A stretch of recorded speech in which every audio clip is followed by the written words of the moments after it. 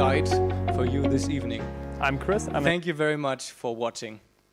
Okay, we are now at Climate Connect. Everything is coming together, and this is our plan for this evening.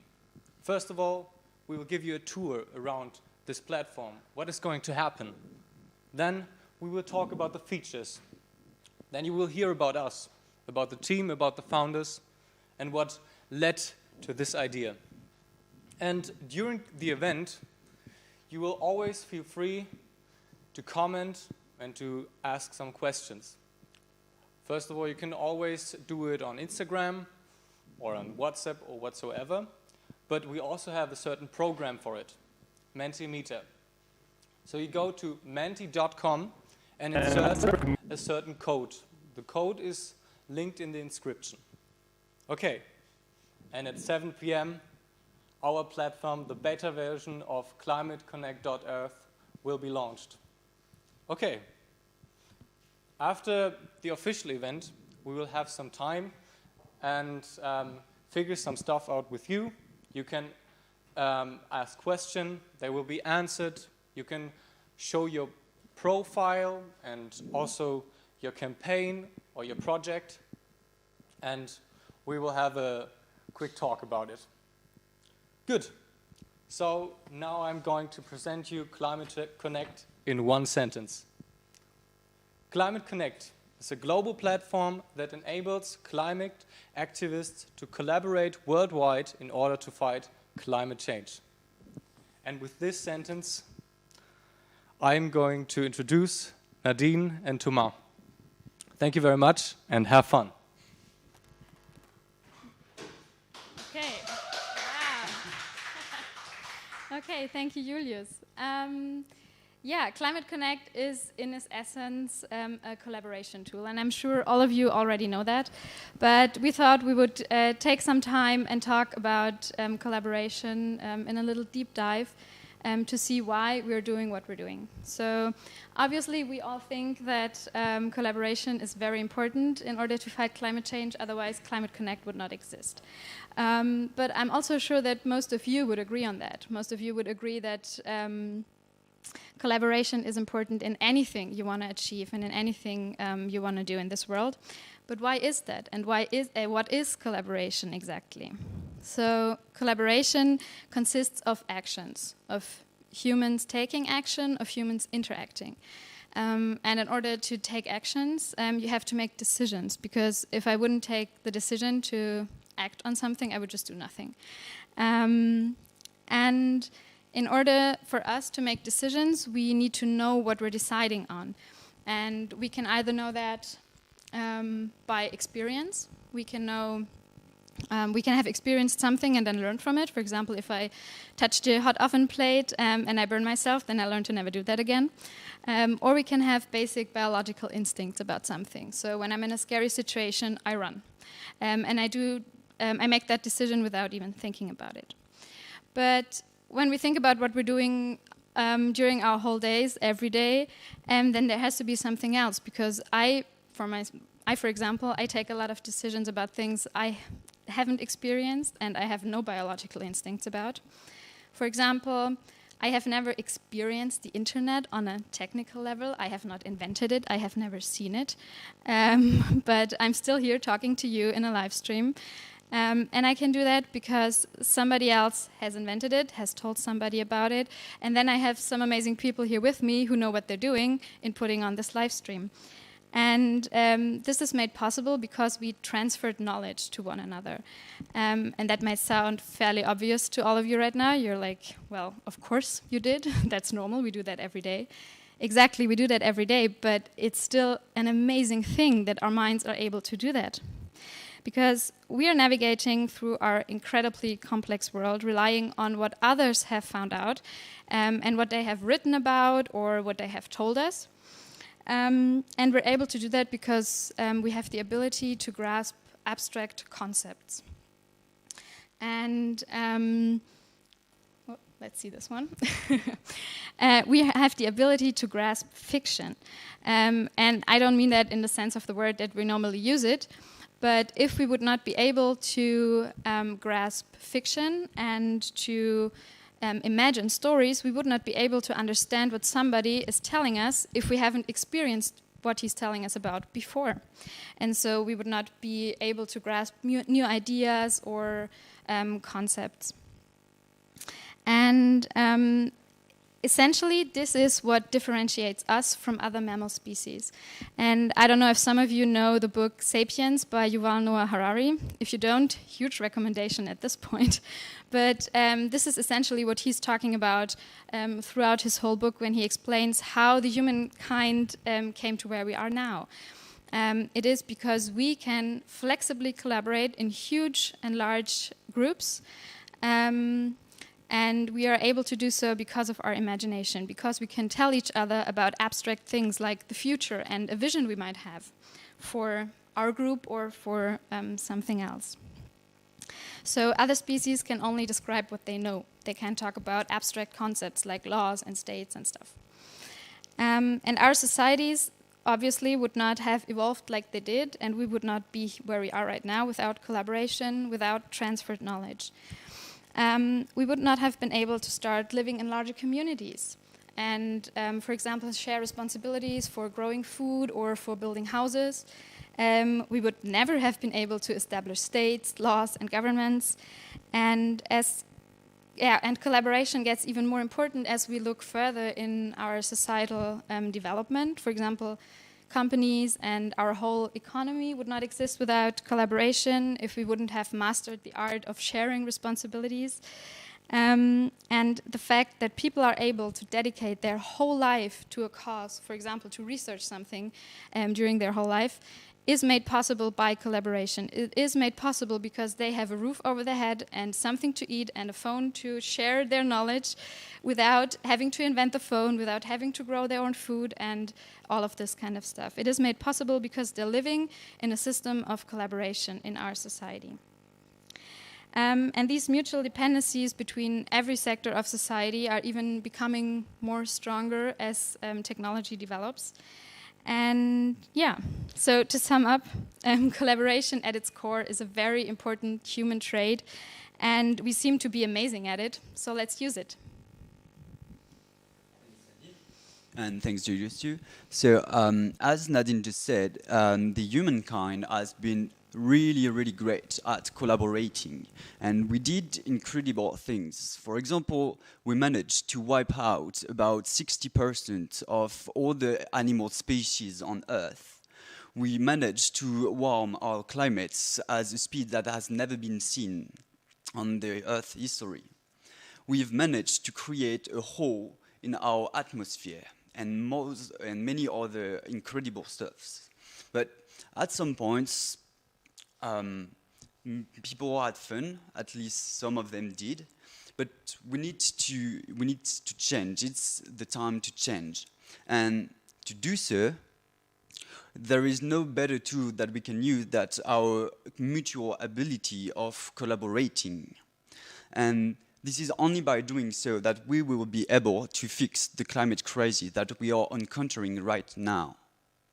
But let's define a bit further what is the meaning of fixing a global crisis, and in the way we think right now.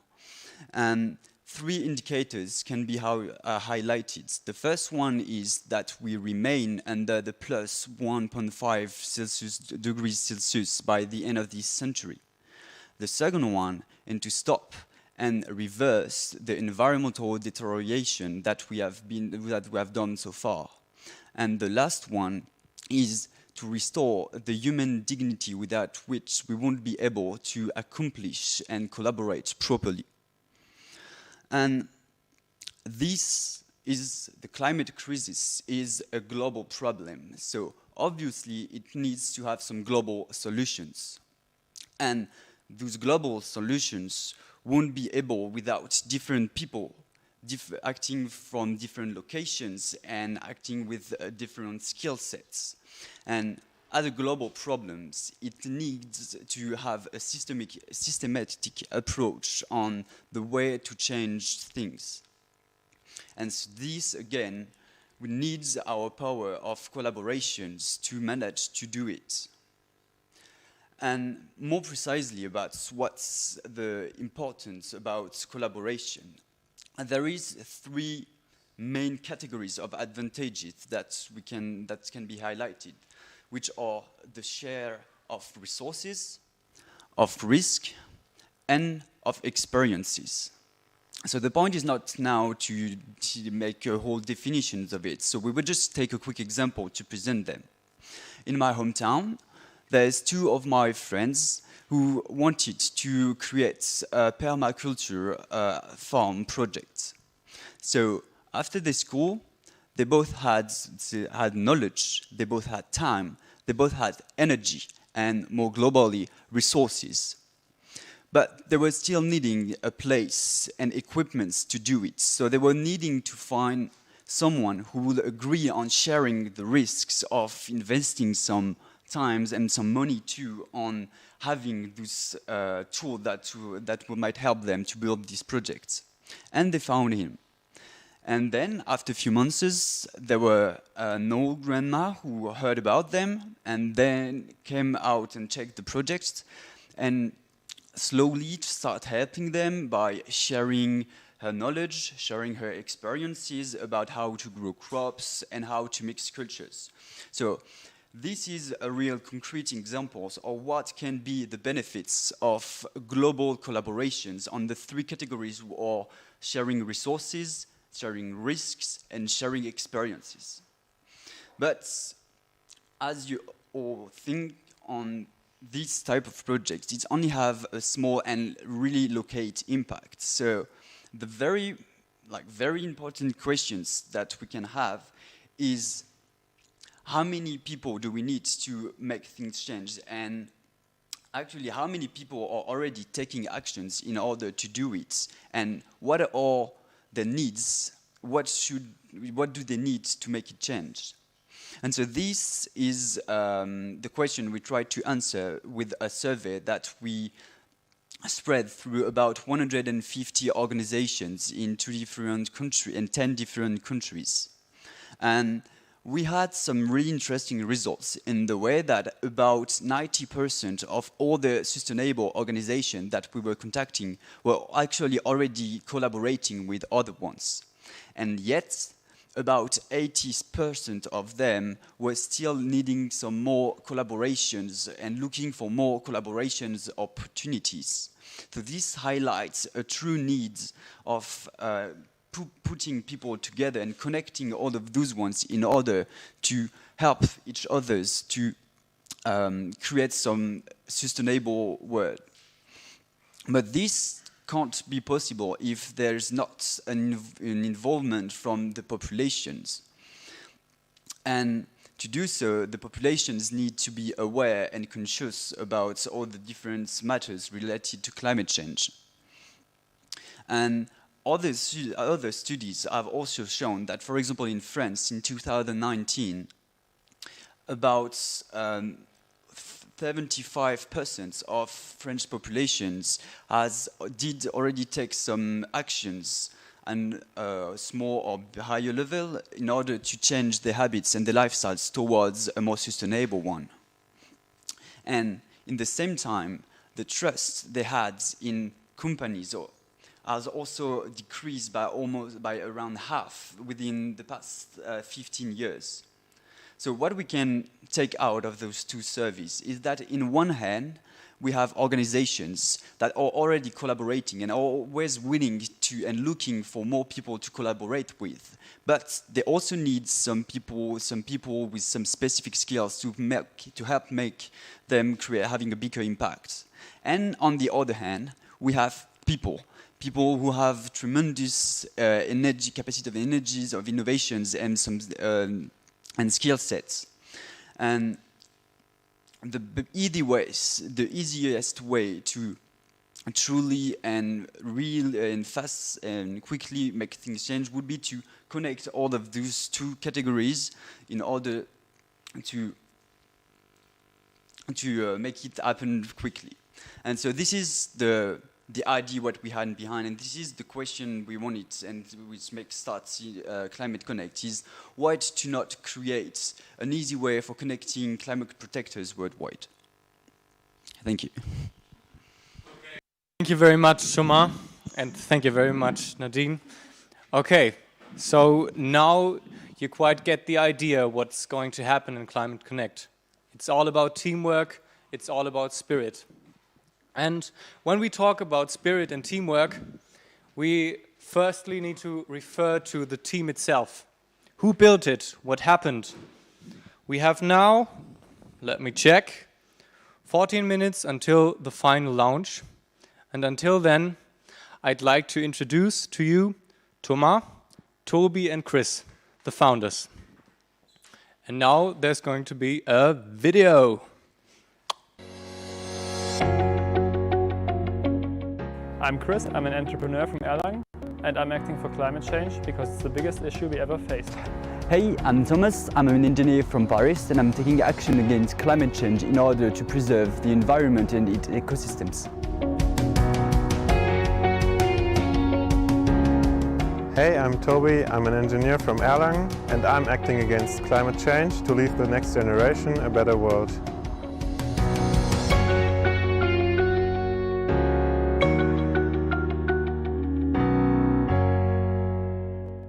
And now I'm going back to work because I have to do a lot of stuff to launch Climate Connect. Okay, that was very brief, and now in real life and real time, Thomas, Toby, Chris, welcome. Hi. Yeah, fine, and you? Yeah, a little bit relieved right now, so everything should be working, having a nice live stream, so yeah. Absolutely awesome. Okay, so I will head on first with the first question. How did you come up with the idea of Climate Connect? Yeah, so last year, Toby and I are in a student group called SNEEP, and we realized that climate protectors in Erlangen, the city where we are from, are not connected at all. We made a networking event, and nobody knew each other basically. And at that time I was thinking, okay, how could I make the biggest impact on climate change, because that's the biggest problem we have right now. And I thought, okay, if we just bring everybody together, get everybody to work together, to exchange ideas, to not invent the wheel by themselves, this could help a lot, and that's how I came up with the idea of a global collaboration platform. So maybe we should add this networking event was like almost exactly 1 year ago. So it took us 1 year to get to this point. Of course, like the start of it was pretty slow, like coming up with the idea and like working on it more and more over time. So yeah, now we're very excited to be here. Awesome. Okay, so there the magic happened, and the next question is, how did you get involved? Yeah, so maybe I'll start. I basically started it, and Thomas and Toby can... Yeah, so Chris and I together are in a university group called SNEEP, as mentioned before, and there we basically met like, I don't know, 4 years ago. We were working there together on many different projects, one of which you will get to know a little bit later. And then, yeah, we came up with this idea, and then like once it got more concrete, I decided to join it, which was obviously a very big step. Yeah, and then also Thomas joined in. Yes, different, like not like Chris and Toby. I didn't knew them before starting Climate Connect, or I just met Chris once in Paris through personal connections. And last year I finished my engineering school, and then I got graduated. And then was the tough question, or what am I going to do afterwards? And I didn't really want it somehow to get involved in some companies without sharing some strong environmental values and actually taking actions in order to resolve the climate crisis that we were encountering right now. So when I was starting to look for job opportunities, pretty much like right after, just Chris sent me a prototype of what the Climate Connect platform is right now. And I found the project really, really interesting, and so I've just offering me my help, and then we started working there. It was in last October, I'd say. Yeah, maybe one detail to add there. Actually, how we met was I was visiting. Oh, he has no power. Okay, so we need to change that. Yeah, you can also just go with the next question. Okay, maybe just like this. Okay. So you can see we are not only a group from Erlangen, we are an international group. We also have participants from the USA, for example, from San Francisco. So how did that happen? So Yeah, so not just from San Francisco, actually also from Chicago and from Houston, Texas.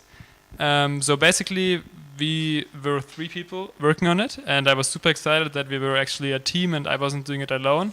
But I'm the only developer on the team, and you definitely need more than one developer to build such a project. So I just found a Slack channel called climateaction.tech. Shout out to you guys.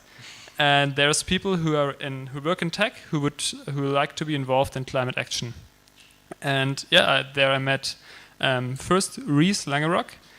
He was the first developer on the team from Chicago, and then later I met Evan Hahn, and the guy who's doing the most work on development and who's like a super hard worker is Deep Danesha.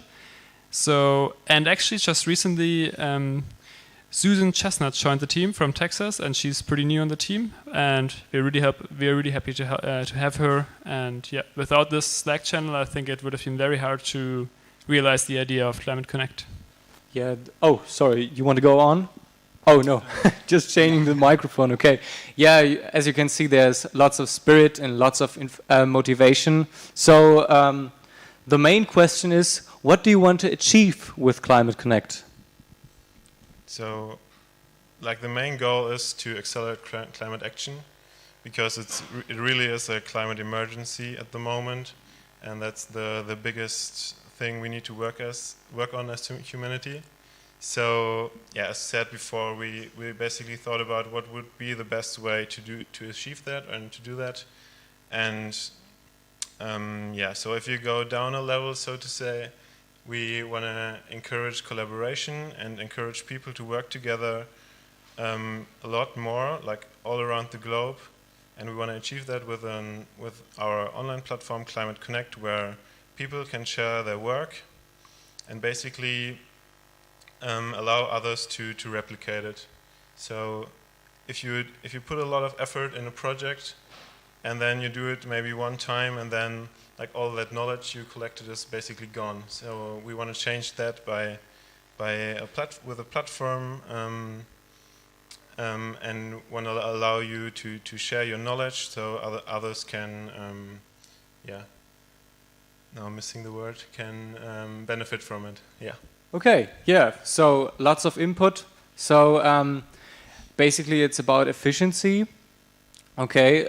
So with the help of Climate Connect, where do you see the future in, for example, 2025? Where are we going to be with the platform and also the community, the people?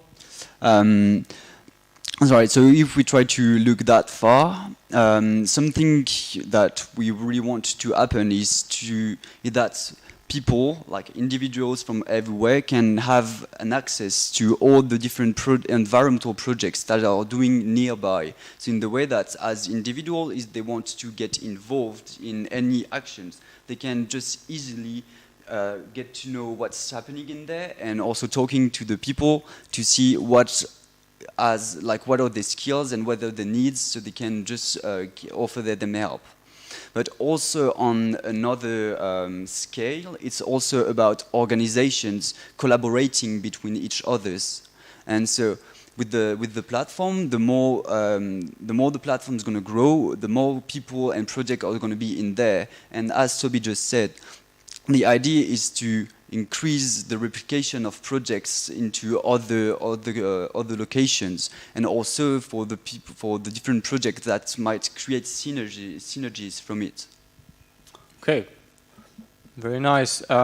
So if I am a new guy and I want to be a member, what would you say is the most important topic about climate change right now?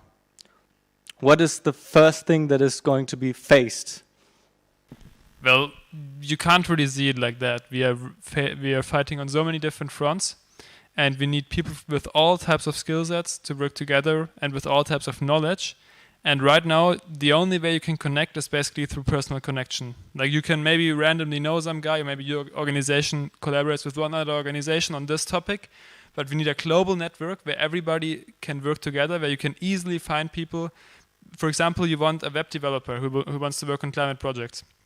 You could look all over the world. Right now, you could just maybe ask your neighbor, and then you could just go on Climate Connect and find all the people who would volunteer their skills on this. And basically, we will just act as an enabler. We won't be able to choose what gets worked on, but we will be able to enable many projects that otherwise wouldn't have happened, basically.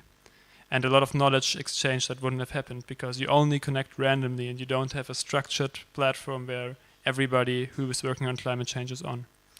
Yeah, okay. So until such a platform is finished, work needs to be done. And how did you manage that? Are you working full time on it, or what are you doing right now? And next question, how are we going to fund it? Yeah, so we're working full time right now, the three of us.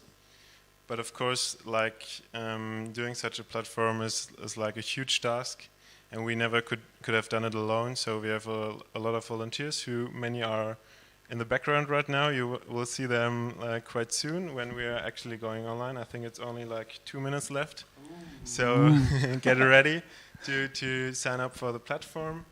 And yeah, so of course we want to, like, our platform needs to be very,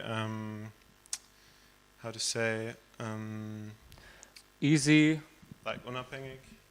Independent. Thank you. Like, our platform needs to be very independent to be accepted by all people and by all climate fighters. So we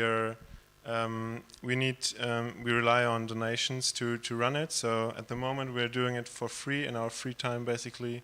But that's like with every new project and with every startup. And we really hope we can make this work to bring a better future for everyone. Yeah, that's a very good sentence at the end.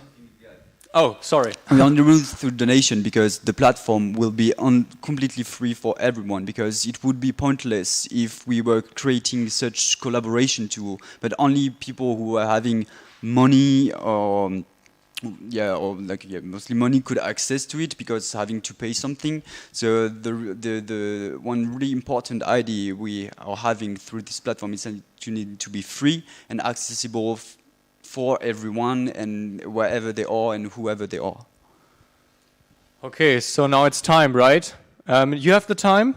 So people gather around, put on your masks. I have mine in my back pocket. Okay, let's go over here because in the rest there's no light. You can hear me still? Yeah, you can still hear me.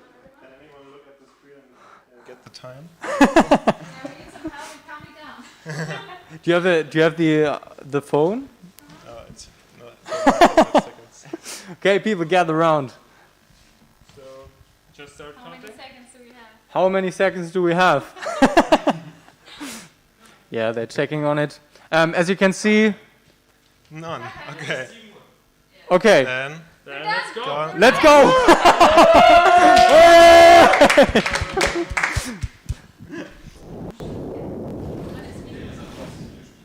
Wow, nice.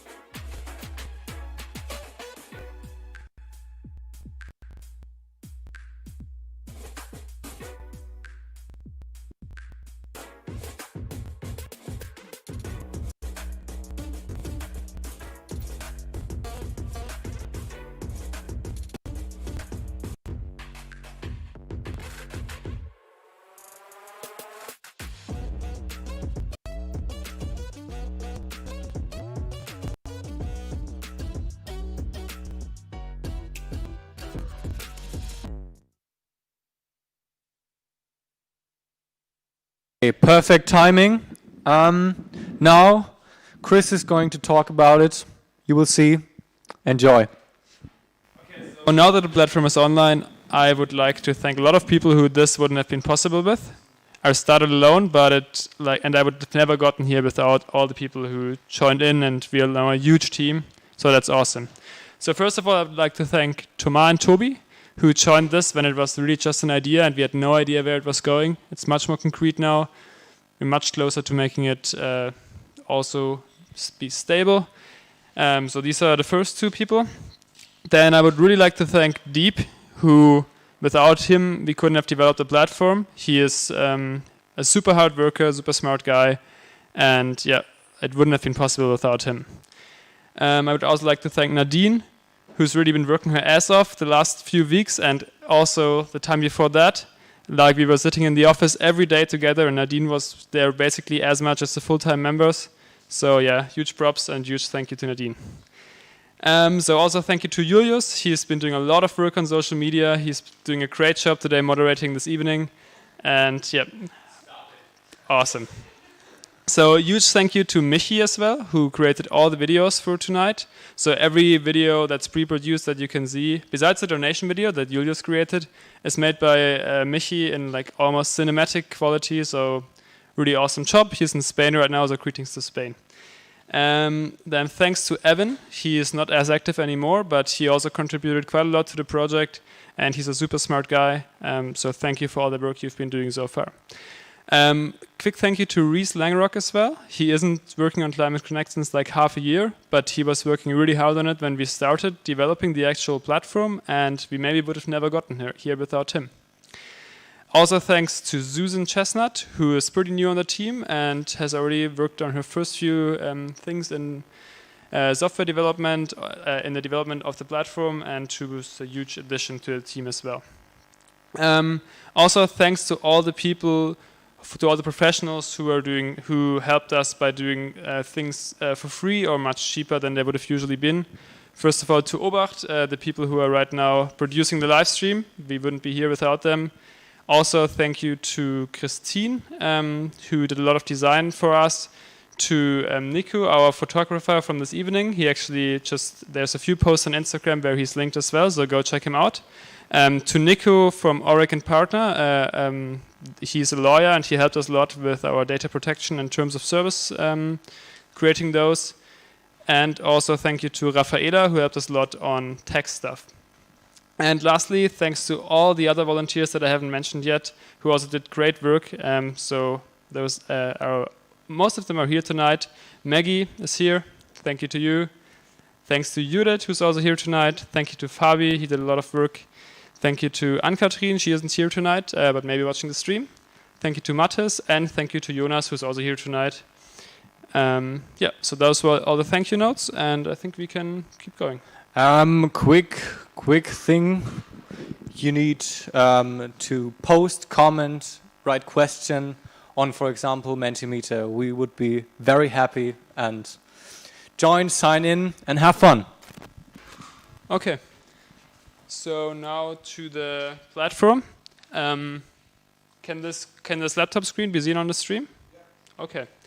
So the platform is now online. You can go to climateconnect.earth and you can sign up. I'll actually, like right here, Regina's already signed in because she will share a project later.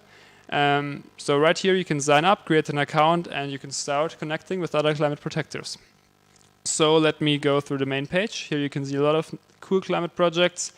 They all have their location, they have their status, like if they're already finished, if they're working on it right now, if it's just an idea, you can put any of those options in there. And yeah, you can just scroll down and see all the projects. And you can filter them by different things. For example, I could say, I only want the projects who are created by volunteer groups. I don't even know how many those are. Actually, none. So, yeah, that's the thing there is actually that not every organization has chosen their organization type. So that's like there's a few volunteer groups in there. So we can maybe check out an example project. This was created by Deepwave from Hamburg, and they did a film festival for ocean protection. So for every project, you can see a quick overview. What did they do? This is like a tweet at max 240 characters. And then you can see, okay, where are they from? What's their website? What are the categories? Those are nice for filtering. You could follow the project if you would like to. I'm just going to follow them in the name of Regina right now. And follow account gets updated when you refresh the site. It's still in beta, so yeah. You can get a more detailed description of what they were doing. If you're thinking about maybe reproducing the project, you could check this out and see a bit more in detail what they were doing, and you could also contact them in case you are interested in collaborating with them or in maybe doing the same thing in your location, because then you don't have to build up the knowledge from scratch, but instead you can use their knowledge and they will be happy to help you, I'm sure. Then as a project, you can say, okay, which skills would be helpful for us? Like if you want to collaborate, what would be nice if you can do it? And then basically they listed a few skills that would be helpful for them, like advertising, photography, print design, and a few more things. And if you could always ask them to if you can work with them, but especially if you have those skills, it would be especially helpful for the project. So if you have special skills, you can look for some projects and you can basically check out projects that are looking for your skill set. Also, they can list the connections that, like if people have connections to these types of organizations, this could help the project. So for example, if people know some scientific experts, they could contact Deep Wave Ocean and they could, tell them, okay, I know this person, maybe you guys can connect. Also, besides the projects, you can look for organizations. We got quite a few of them right now. If I want to, for example, search for a specific organization, actually you have to get the lowercase and uppercase right at the moment. So if you type in Sneep, you will find Sneep. And also you can look for members. You can see all the people who already signed up. We will actually be giving shout-outs throughout the evening to new people who are signing up. So the last few ones were Sonja Strahl, Jean Favre, Marlina Baum, and Nico Bertram. Anna Groß is actually from the Deep Wave organization, and she put the project that I just showed. So you can filter by organizations, for example, by projects that are just in Germany, and you could say, okay, let's see what's there. And there's quite a few, obviously, because some of the founders are from Germany. And good for also check, okay, I only want ideas, I only want projects which are in progress, which are in Germany, and you can check those out. And that's basically how it works. So other than that, I'll quickly show you some stuff. So you can have your own profile on Climate Connect. This is actually my profile. My name is Regina Reck. No, I'm just kidding. This is Regina's profile. She will actually share a project later. And she added her location. She added a picture. She didn't add a background picture yet, but she added her skills and said, okay, for 1 or 2 hours a week, I could help some environmental projects. Just contact me, and if you need any of these skills, maybe she would, if she likes the project, she might help. And you can create a project a profile like this very easily by just signing up. You can see, okay, she's involved in these two projects, and she's a member of Sneep Erlangen. Maybe you can check out Sneep Erlangen in a new tab.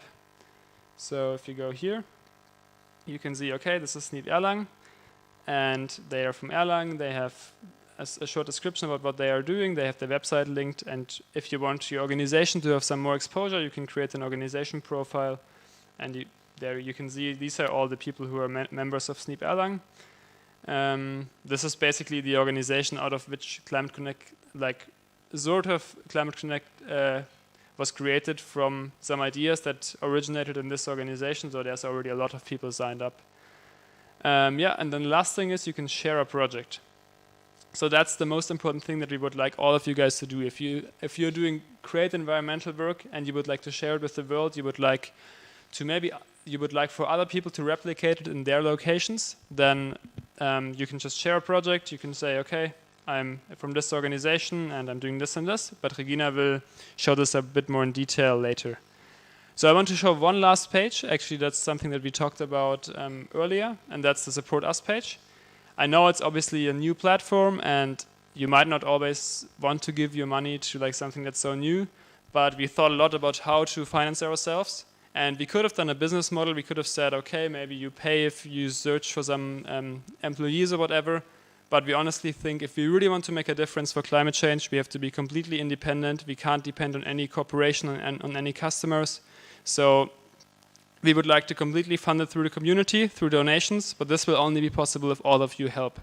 So if you guys think climate change is important, if you think we should act on this, which I hope most of you guys think, and if you think that having the whole world work together on this issue can help solve it, then please make a small donation to Climate Connect by going to climateconnect.earth and just clicking on the Support Us link. And then you can use this tool, or you can directly donate to our bank account. We would rather have a small monthly donations than a bigger one-time donation, because this helps us plan. But this is super important for us, so even if you usually don't do that, in order to make this work and to be independent, we will need all of your help. Yeah, so that's it for showing the platform.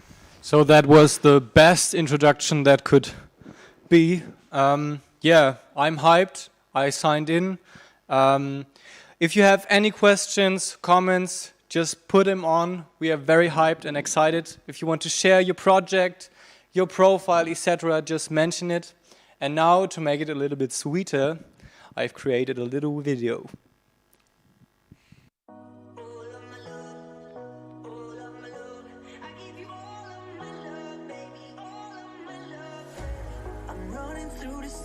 I don't care.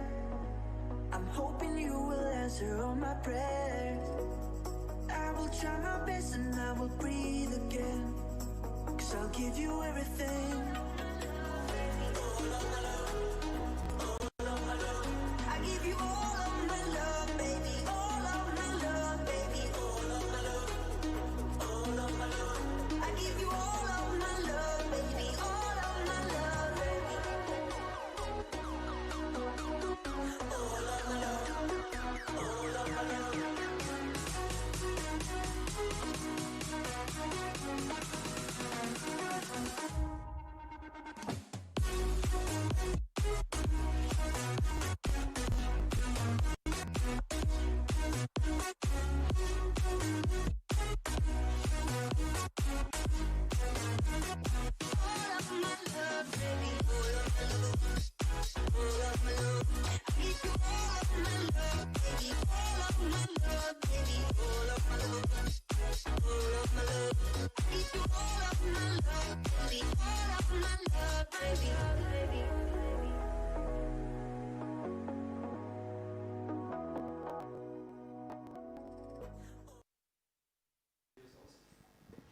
Okay, so now you really want to give us some money, huh? I just wanted to say that. Okay, so now Toby is going to show Regina how it's done at Climate Connect.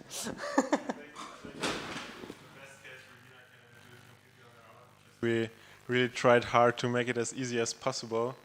But maybe first Regina introduces herself a little bit. Yeah.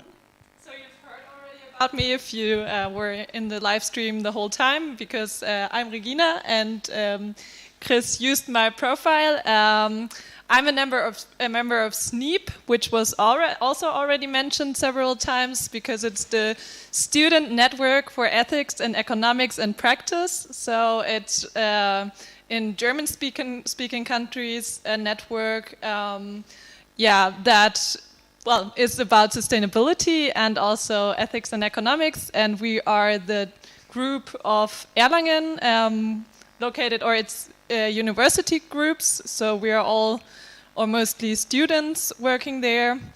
And I study economics, but most of us in Erlangen don't. And I think that's already everything. That's interesting, right? Yeah. I guess I'm a normal user of Climate Connect, right? Yeah, I would say so. Like the right target group. Maybe we could mention that we're working together with SNEEP, and we're like the head of our local group together since, like, I don't know, 1.5 years, maybe. I don't know. Yes, approximately.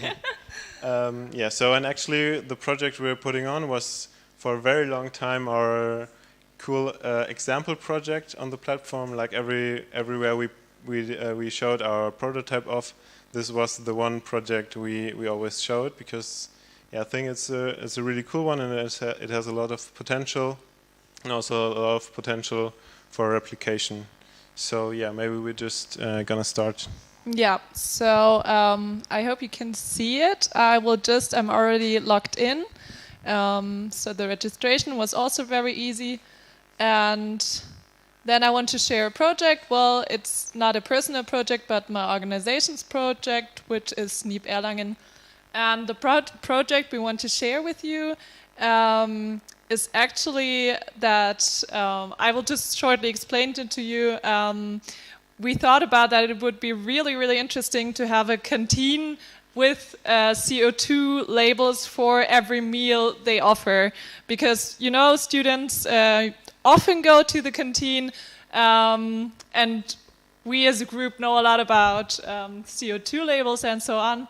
And for example, vegan meals are usually a lot more environmentally friendly, and we thought this should be an information that you get when you buy your food. So maybe you talk a little bit more, and I will just keep on typing because it's a little bit difficult. Yeah, sure. So, yeah, the first thing and like a really important thing is to give it a really good title, so that everybody, like, that's the one thing a lot of people see at first glance. So like everybody should recognize like what the project is about really. And then also you can add your location and like basically the country you're in and the city. So this way it's really easy to find projects. For example, we're right now in Erlangen, and if you want to find a project in Erlangen to get involved with, you can filter all the projects on the main page by the city. Now Regina is already in the second step, where you can select like from a long list of possible project categories. Yeah, so 1, 2, 3 categories. Of course, the first category I can think of is food, and there I find gastronomy and catering, so I will select that. And then I think it's also about like helping people to make better consumption choices. So maybe production, consumption, and recycling. And there I find reducing climate unfriendly consumption. That would actually be an objective, that people choose the more climate friendly food. So should we search a third one, Toby? If you want to, but like as it says on the top, you don't need to put in 3 categories. That's the maximum. Like less would be better. So that should be fine. One thing to add maybe is that this list is very incomplete probably, and it was a lot of work to get to this point already, because like there are like countless possibilities when it comes to climate action projects. So we, like with everything, heavily rely on the community's contribution. So if you want to add a project and can't find the right category, then just send us an email and we can adapt it accordingly.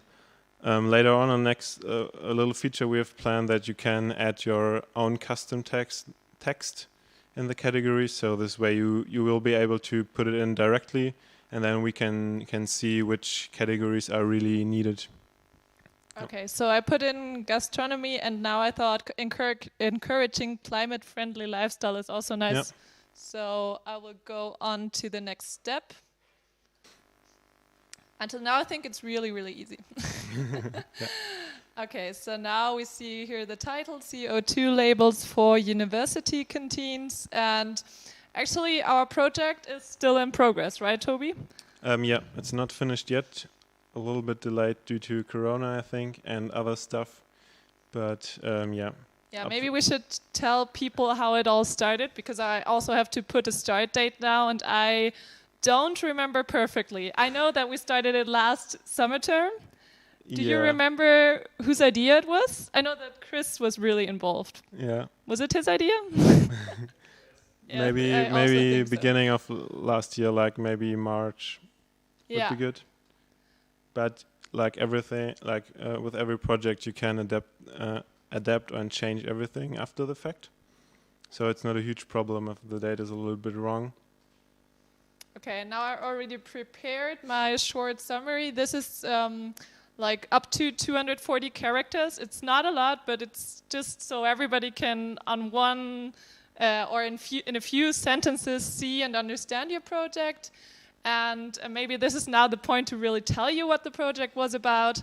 We actually got in contact with the organization or institution that manages the canteens of the university, which is called Studentenwerk. I haven't found a good English translation, but so they are responsible for several things, and one thing is the canteen. And usually they also have more than one canteen. So for us, it's, I think, so in our university, it's 2 in Erlangen and several more in Nuremberg. And then there are even other cities where they manage the canteens. So it's really interesting. And yeah, we got in contact with them and said, well, we have this idea, and there are actually also several apps where you can put ingredients, and then they tell you, okay, your meal has this and this CO2 footprint, you call it. And yeah, you want to keep on? Or are we too long? No. Okay. Like, that's fine, yeah.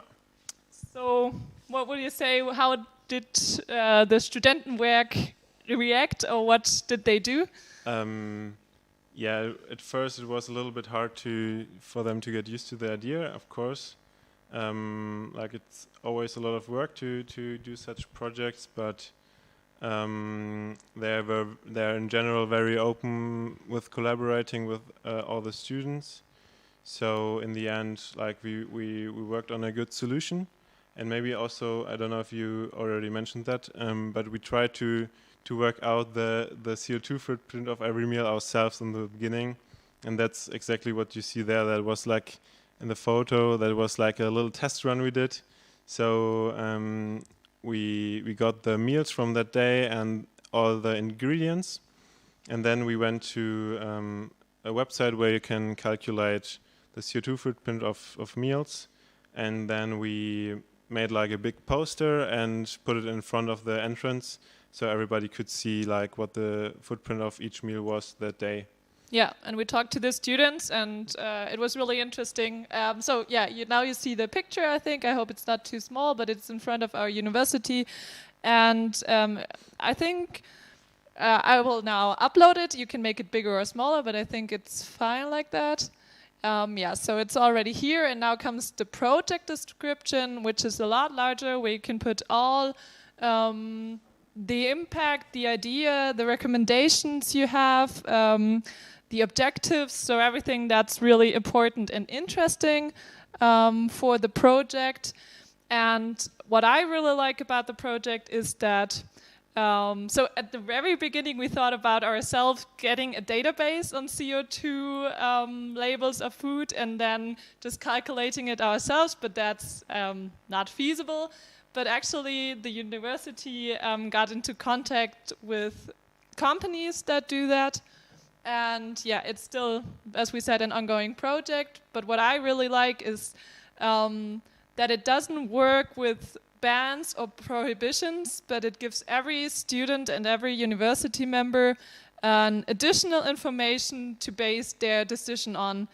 And there are many people, I have to look up how many people, but it's really many people eating on a daily basis in the university canteen, and they will have an additional information. Well, now with Corona, obviously not, but I think like before Corona it was like up to 5,000 meals a day.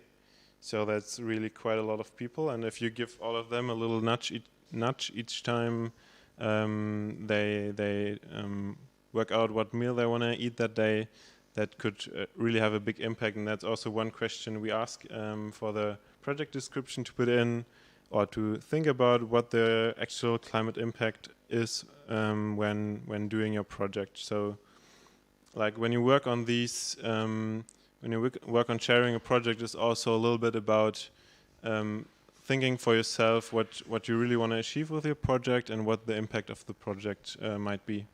Yeah, I think that's also an experience we did in our group. It's really important when planning a project, thinking about, or that's always what Chris said, it's so important the impact it does. And I think it's a really good idea. I put now the whole text there. So maybe to interrupt you, that was like really the thing of Chris to always tell us, hey, but just think about the impact that project had, because we, like at our university group, we started basically with posting on Instagram, and Chris wasn't really convinced by that because the impact was a little bit low, maybe. So that's also like a core part of the platform, to really think about what the impact is of the stuff you put a lot of work into.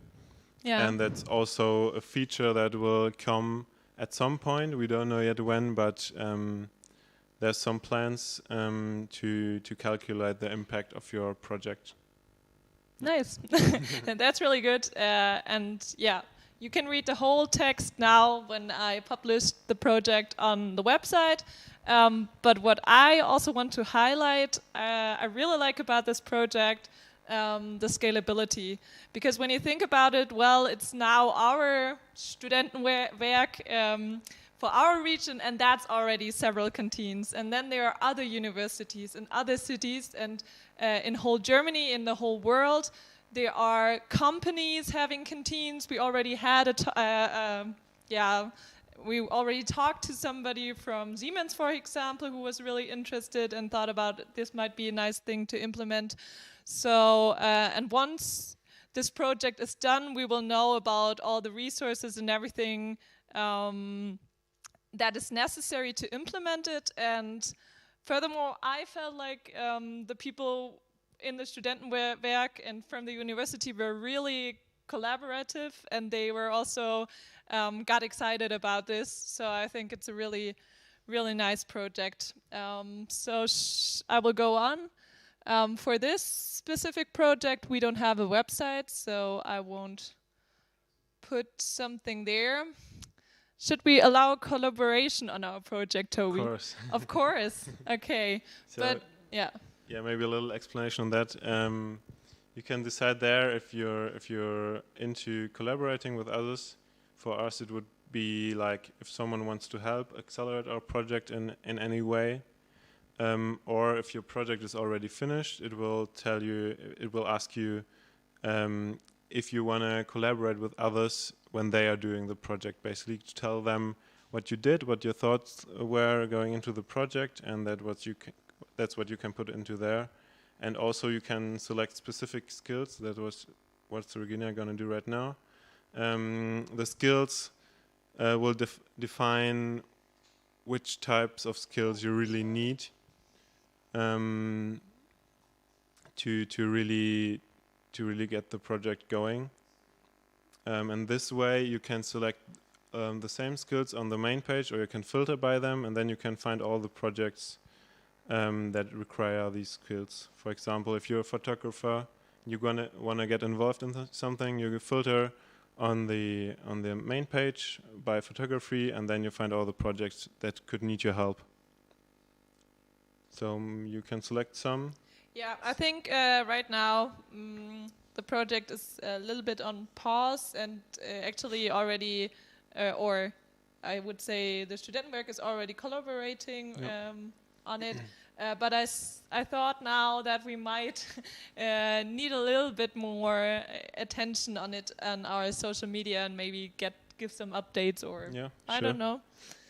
I will save it now, and then add connections that would be beneficial for collaborators to have. So in our case, for example, we're looking for people who are working at the Studentenwerk, for example, or who are working at places that can calculate CO2 footprints for meals. So we can just put that in, and so... And then I press just add, and it adds? That's the one, Then you can maybe add another one. And this way, like, people who want to help you can see there, like, what kind of connections you would be beneficial. So when that's done, we are already on the last step. Add a team. Yeah. The team is the most important thing. Yeah, so there you can add all the members that are already on the platform to your team.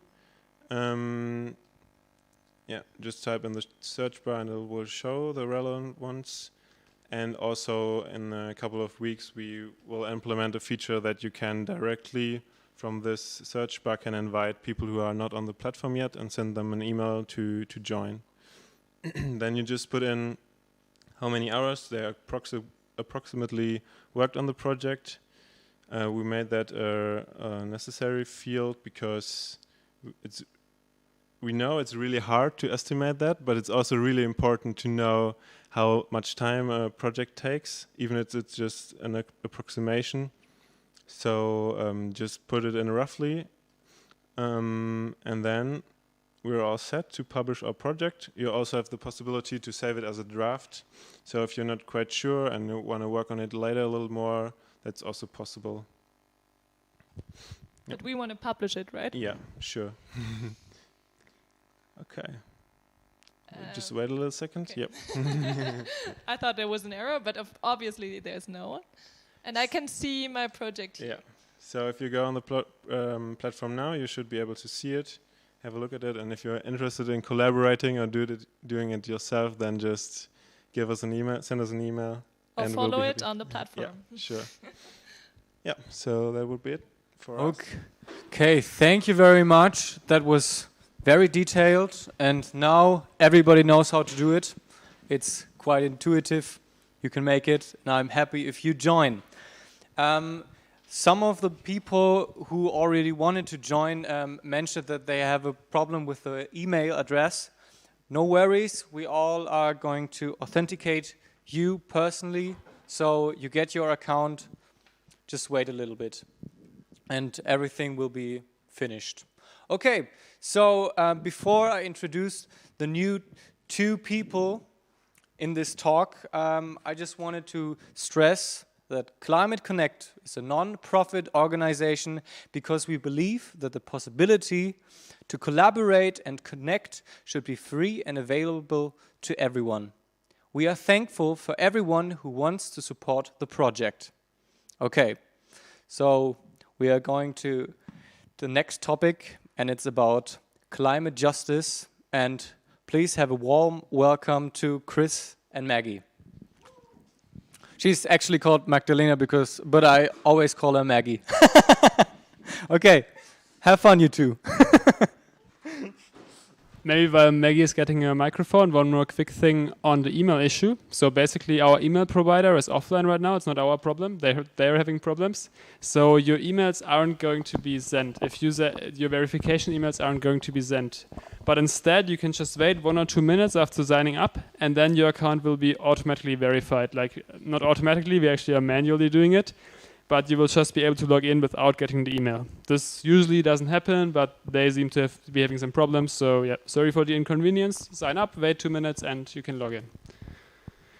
All right, so we'll talk a bit about climate justice. Maggie is super involved in climate justice and always brings that issue to the table in Climate Connect and makes sure that we don't give it too little weight. So maybe first of all, Maggie, why do you think climate justice is the most important issue in climate change? Do you even think that?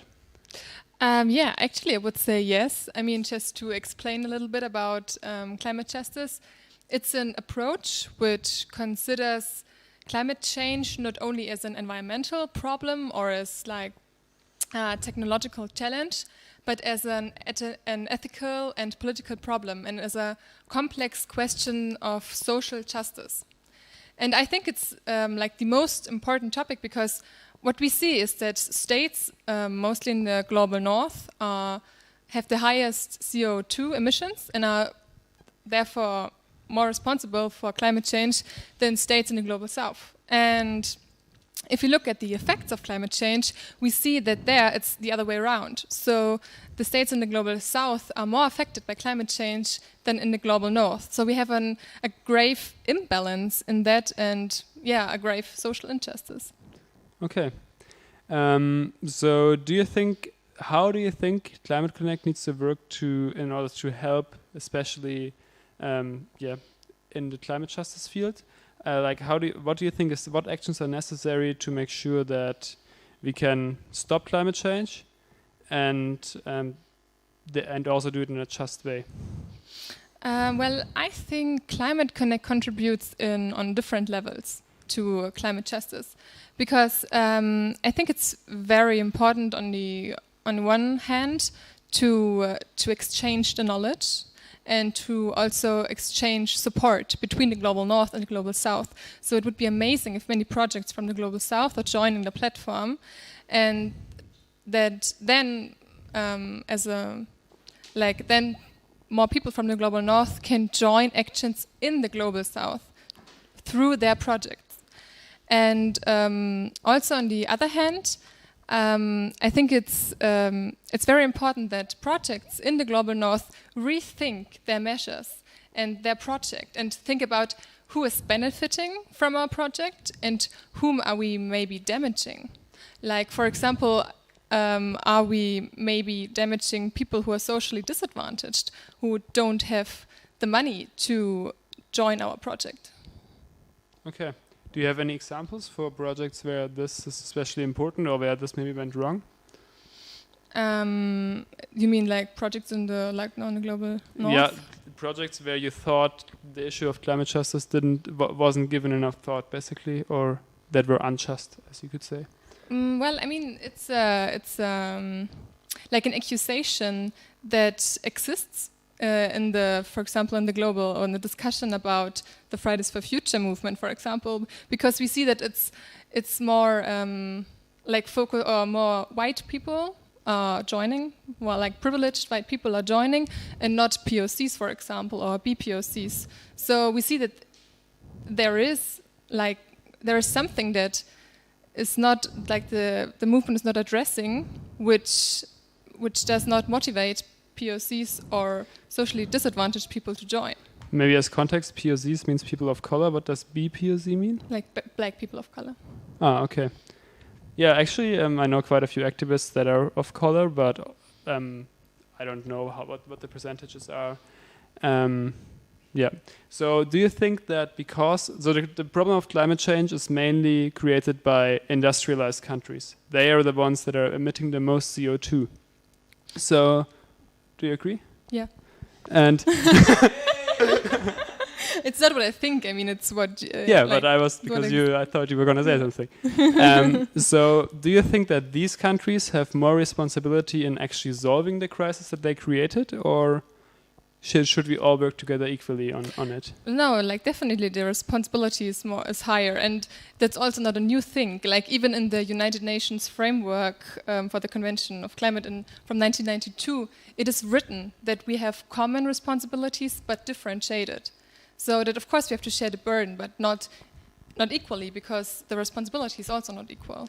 Do you think it makes sense that because China used to be a less rich country and still is than, for example, the US or Europe per person, that they should have weaker climate goals in the Paris Agreement like they have right now?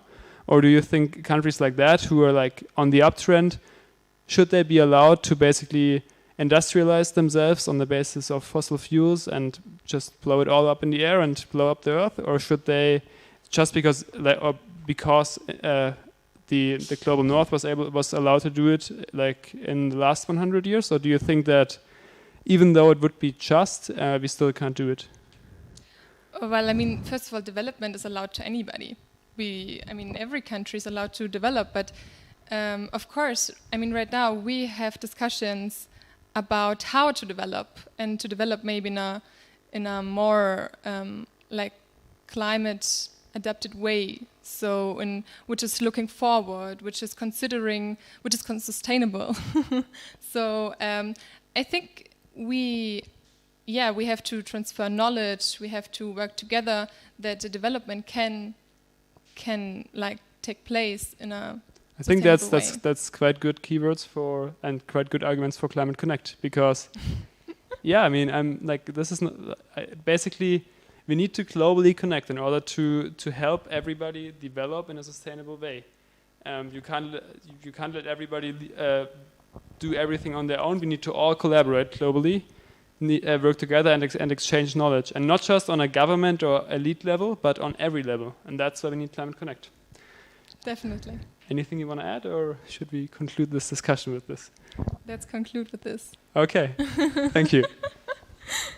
Okay, thank you very much. Now, the official part of our launch is over.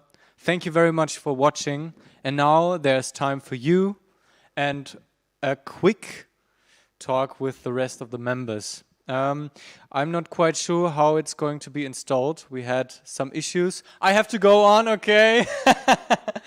Yeah, so we are going to the next point. It's about Q&A. So now we are going to answer all of the questions. No, that wasn't the right thing. Nadine, come here. Okay, she has the information. I'm just the guy with the microphone.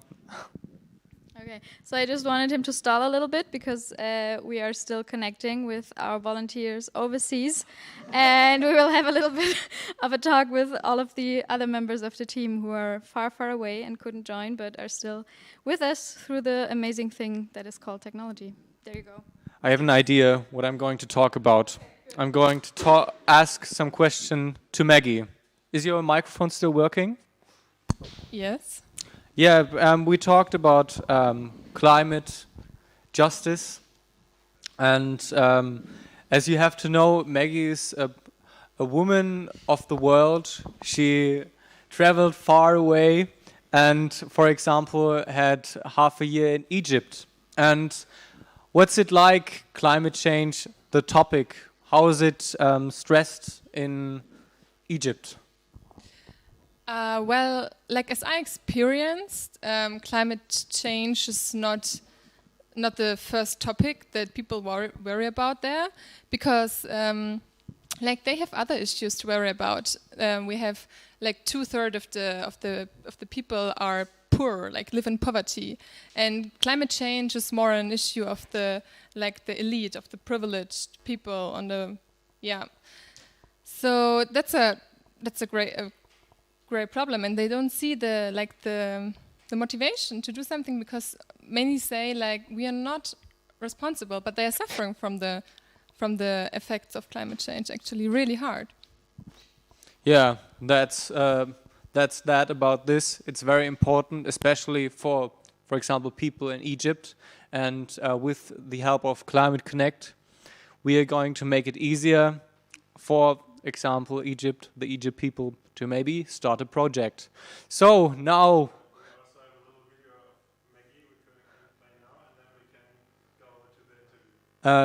Did you guys hear that? Yeah. So we have a video about that. Is it starting right now? Okay. Start right now.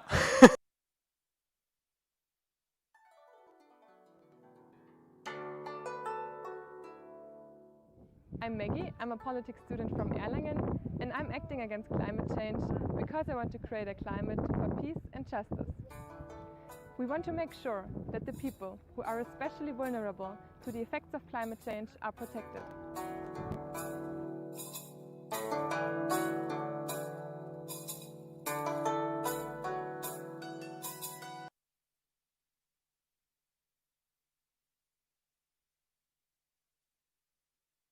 So we.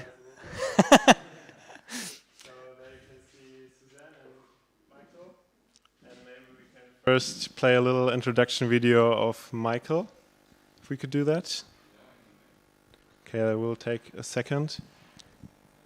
So as you can see, like the official part is over now, and we're gonna wing it a little bit from here.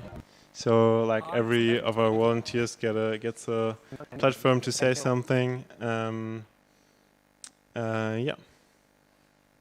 Yeah, no, yeah, I was just like listening. Yeah, okay.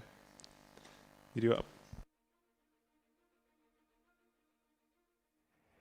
I'm Michael from Erlangen, and I'm acting against climate change. I have a lot of Indonesian friends living by the coast.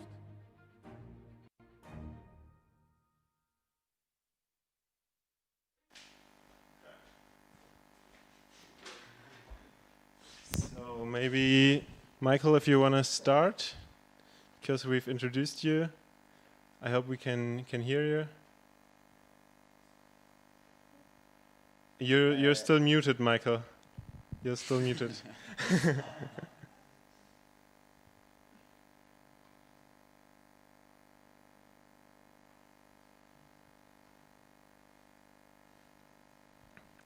Can you hear something from the...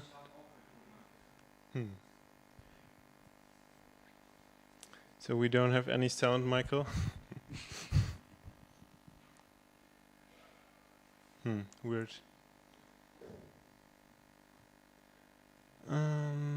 So... I'm not quite sure what to do now.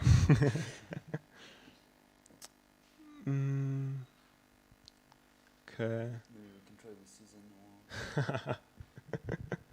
Like, maybe Susan, if you say something, can we maybe hear you? We can't hear.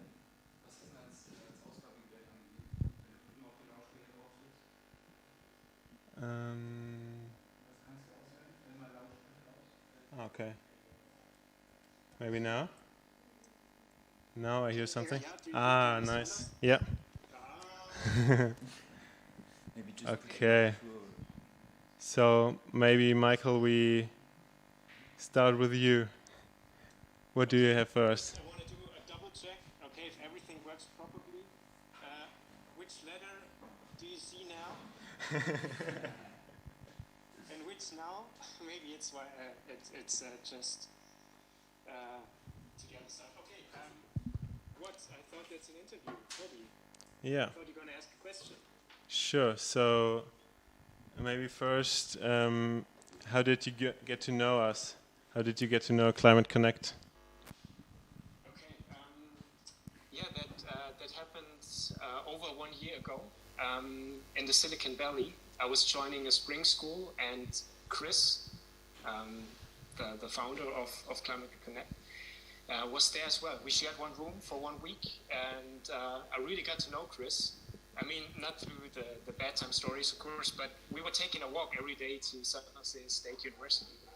And I found that he's a very smart guy and very inspiring. And he's not numbing himself with any distraction that's definitely out there. But he's devoting himself to something bigger. I realized that, but I lost contact to him after that. When accidentally, a few months later, I met him in the library and popped into me and said, "Hey Mike, I have an idea about a startup for climate." I just said, "Stop, Chris. I mean, don't go any further. I mean, I just said, climate, Chris, okay, the chance to change the world." And yeah, that's how I got to Climate Connect. Nice, sounds good. And what do you think so far about our live stream? How did you like it? Yeah, wow, I think it's very colorful. Yeah, I've seen a lot of people. I've seen different formats inside the live stream. I have no clue how this all works together. And now you have me from Spain. We're gonna have Susan from Texas. Yeah, that's amazing. Nice. I really like the live stream. Nice. And so maybe tell us a little bit what you're actually doing at Climate Connect. What are your tasks? Maybe some of you have spotted them during the last stream. Yeah. If you look carefully in the live stream, you saw a few videos. Some of them have been edited by me. I'm taking care of the YouTube channel, and you know, when it comes to climate action, I think we heard it earlier by Nadine. It's all about making a decision, and we are kind of caught up in our own lives and responsibilities.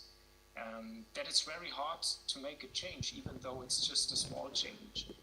And yeah, I mean, that's the reason why I focus on video editing, and because I think through music and through video, you have the chance to touch people's heart, and this can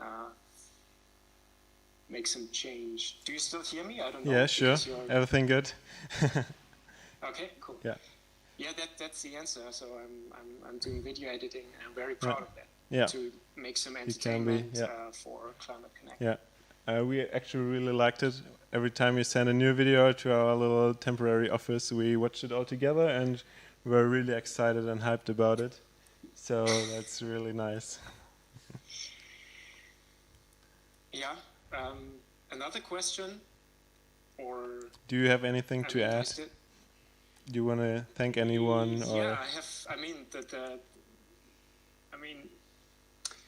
okay, Chris is a cool guy and he's making cool startups, but this doesn't necessarily mean that I'm devoted to climate action. So why am I devoted to climate action? Why do I want to contribute something to a better world? This might be a question. I'm just continuing. So, I mean, if you have your news ticker on, if you watch the news, it's impossible to not being submerged with disasters. Okay, we have forest fires around the world. We have desertification. The poles are melting, and all these things. But to be honest, in our everyday life, are we really affected by it? Does it really make a change in our life? I think not really. If I take me as a regular German, of course I complain if it's a hot summer day. But I think also 50 years ago they were complaining if there was a hot summer day. And I guess if we still have enough snow in the Alps during the winter to go skiing, we're also pretty fine. So in our everyday life, we're not super affected. Yeah. So it's I've really made some experiences that changed my perspective, and I really wanted to be part of a counterforce like Climate Connect is. So it's really important to create great footage and great videos to tell people about climate change, so that everybody can take action, I would say. Yeah. So maybe there were some good last words, and we can speak to Suzanne a little bit. Yeah, Suzanne. Or do you have anything else to say? Some good last words. I mean, I'm super happy to be part of this, and I just want to say thank you again for Chris to pop into me back then in the library and just say, Mike, I have this idea, because otherwise I would be still searching maybe and being a bit desperate, because I cannot be really contributing to something like this. For me, this is really important. Yeah. And just thanks again, Chris, if you're listening to that. Okay, thank you, Michael. Pretty sure you are. Yeah, thanks a lot. So now let's switch over to Suzanne. She joins us from Austin, Texas. And maybe you can just introduce yourself a little bit, because we don't have an introduction video about you yet, because you're such a new member. So, yeah. Sure, yeah. So Susan Chestnut, I live in Houston, Texas. I'm a software engineer by trade. I grew up in a very agriculture-related family, and I've always really loved our earth and nature and have a deep respect for it. I think climate change is one of the biggest issues of our generation.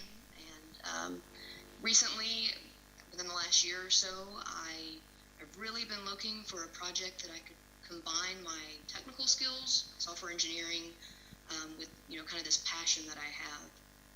And so I joined climateaction.tech, which is kind of where I met Chris. He reached out to me and was like, hey, I think you'd be a really good asset to this project, and if you're interested, I would love to have you on the team, right? And so I said, yes, this is awesome, exactly what I want.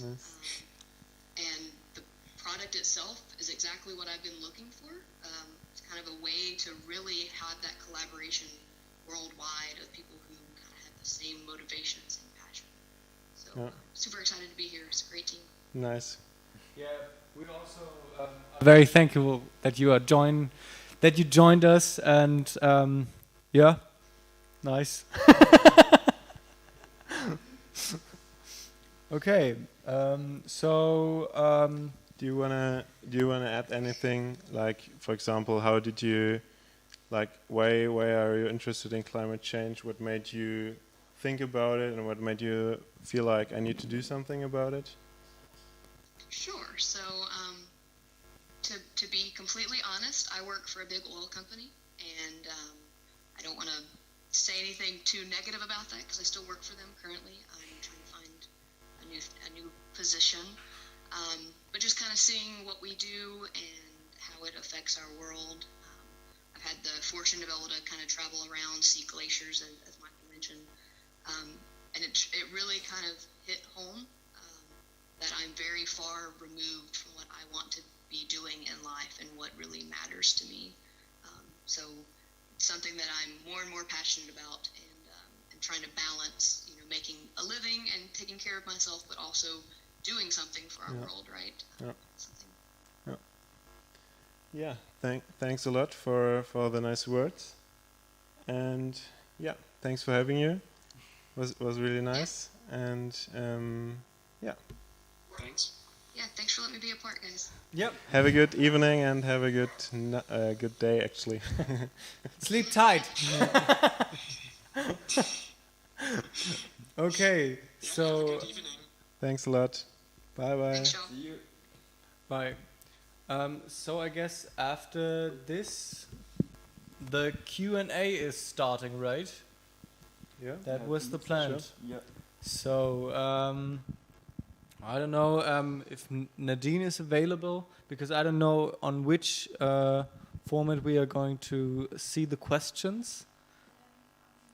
On the laptop? Launch event, okay. Okay, yeah.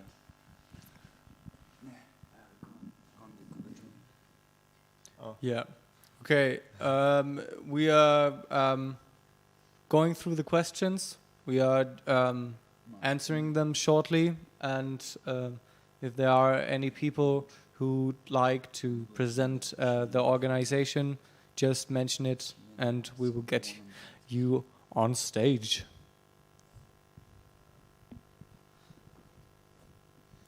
Okay, so the first question would be, can you register organizations, or can you register only individually, or both, or how does that all work? So to answer this question, there is several opportunities. Basically, there is 3 categories of register that you can do. You can register as an individual, you can register and create some project for an organization, and create a project, a profile for a project. So there is those 3 types of category. So as an individual, you can create your own profile. So how has it been shown earlier? So you can just describe a bit, make some description about yourself, indicate different skills you have, and also your availability. And if you're part in a specific organization, then from your individual profile, you can also create an organization profile. And on there, you will also have to indicate what is the general purpose of the organization. So for example, it can be a company, it can be an association, it can be a student organization. There is all the different type of categories of organization. And an organization by itself, like on the organization page, then it can create several projects, because projects often belongs to one organization, and an organization can have several projects. So here are the 3 different stages they can have, like as an individual, as an organization, or as a project. Yeah, and like in the project categories, you can see really clearly that our big goal is to bring everybody together in fighting climate change, and that reflects also in the categories for all the possible organization types. So how do I reach out to a project I really like? How do I find a project in the first place, and how do I reach out to them? The idea is that we're going to develop internal message services, so you can reach out to people directly through the platform. So the usual process would be that if you're interested in a certain type of projects in a certain location, for example, you can use the filters on the main page and then see the different projects. And then when you find one that you're really interested in, you can just click on his profile pictures, and then you will have access to his private page, his own personal page of the project. And on there you will have a contact button, or where you will only have to click on it, and then a messagery device will open, and then you can just like on every messagery tools, you can just type your message and get in contact through relation. So you will be able to do that with people, to organization, and yeah. Yeah. So we maybe need to add that we really wanted to make this feature happen for the launch, but didn't quite work out. But that we'll add that in the upcoming week, I'd say. It's one of the most one of the features that we're gonna implement very, very soon, because a collaboration requires, of course, exchanging messages and information. So without any contacting tool, then the collaboration will be less efficient. Okay. Maybe the next question, as we mentioned already, like organizations are already collaborating sometimes, and why is Climate Connect even still relevant? I think we answered that also before a little bit, but maybe real quick explain why this is important. Well, if two organizations are already collaborating, and this is actually really great,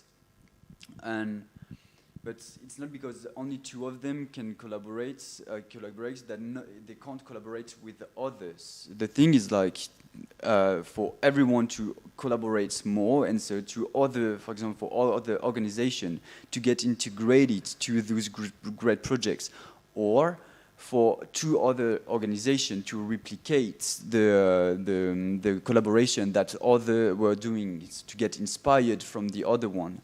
And also the need, one of the key features of Climate Connect is also to involve more individuals into their collaboration. And even so, there is some collaboration between the organizations that's already quite efficient. I think in some way, they usually might need some more help, or just to have more people implicated, so you can even have a bigger impact. So in a way, I'm not sure that it's possible to say that collaboration between, for example, only two organizations is the limit that you can reach. You can always do better, and also, or if you can't do better on this very little project, help people to replicate it, or to get people involved in it. Yeah. And so, since a lot of people are using only their smartphone at the moment, or like in general, is it also possible to use Climate Connect on your mobile device, or only on desktop? Is it only possible on desktop? No, so we've paid a lot of attention when programming and displaying the platform, so it can be used on both desktops and mobile. One of an extra features that it's not even a feature, one next update that we're going to have in the next few months will be to create an app, because many people are now using the mobile rather than their computer. So having the possibility to create an app that will allow us to put some more efficiency and some more facilities in the way to use Climate Connect. Even so, now the current way of using Climate Connect on mobile is already really efficient, on the way that we put really a lot of efforts to develop it that way. Yeah, so you can just use it in your normal browser and it will work perfectly fine? Exactly, yeah. Pretty much on the same as on the computer. You just type on the browser climateconnect.earth, and then you will arrive on the platform and will have access to all the same features that the one being implemented on computer. Not like on Instagram where you have different features from desktop and mobile. It was really important to us to give you the same opportunities in both. Yeah. Yeah, so how can I join your team and what kind of support do we actually need? So on the way to reach out with us to be part of the team, there is on the websites, on the Support Us button, on Support Us page, there is the general email that you can use to send us a message. You can also reach out to us through our social networks, like on Facebook, on Instagram, etc. And there is 2 or 3 main competencies that we might look for. It would be first for people having some skills in web development to help us to create and implement new features and to do some upgrades on the platform so it can best benefits for everyone.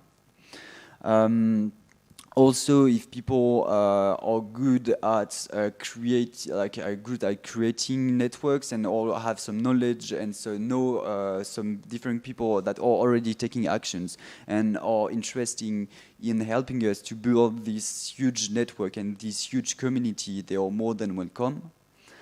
And the very last one, if people, I would say in another way, even so we want to be a global platform, we also really want to have a local scale, and we have some local representative or local ambassador.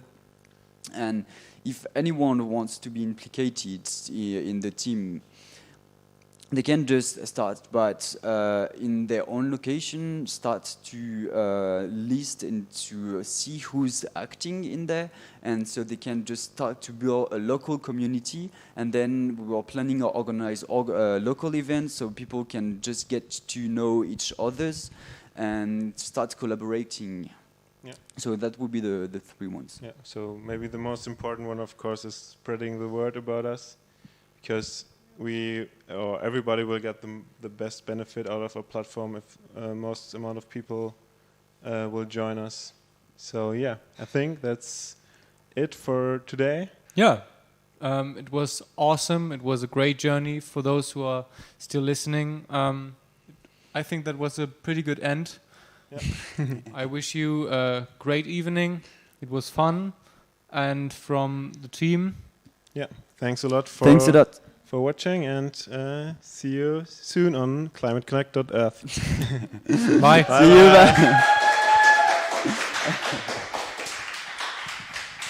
Leck mich am Arsch, ey.